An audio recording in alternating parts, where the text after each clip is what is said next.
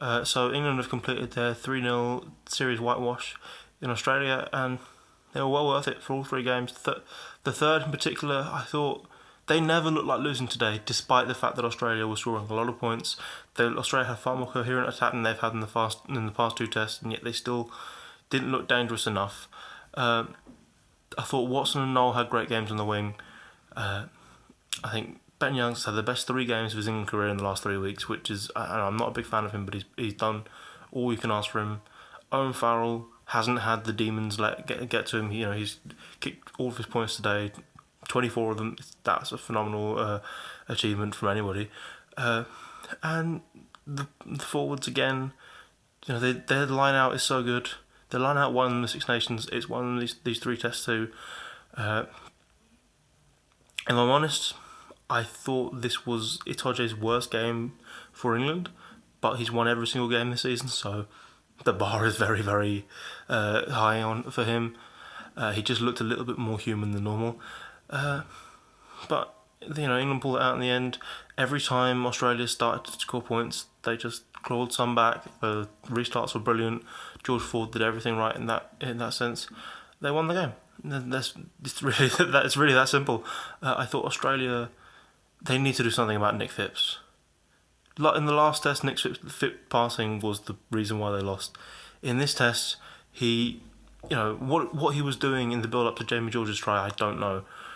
Why just flick the ball to Israel Folau's feet in your own 20? It was just nonsense. I don't know what he was hoping to achieve there. Jamie George, by the way, something about that kid. Big games, he just does big moments, and they're often quite fortuitous. But if you're going to be lucky every single big game in your career, you're going to be a very handy person to have on your team. Then at the end, when Australia were looking to win the ball to try and get one last attack in the game, Hooper worked really hard to win the ball, and then Phipps comes in and just takes out the nine. It's like, what are you doing? I don't know what people saying. He's a sort of snipey runner. He's a bit like Ben Youngs in that way, but he seems brainless and he doesn't pass. It's not good enough for me. I thought Australia looked far better with Tamura in the team though. First of all, because he's a genuine attack. He carried and ran the ball as much as Karevi would, but at the same time, he offers you that option outside, and it engaged the defence, and it allowed Australia to get Folau on the ball much more. It allowed Haylett Petty to get a lot more room, and that seemed, they scored 4 tries in the end. That's pretty, maybe even more than that. This is very instant. That's why I can't remember. So I've not been keeping track, but yeah, extremely useful addition. And if I was the Australian government, the ARU, I'd do everything I could to keep that man from going to Leicester at the end of the Super Rugby season.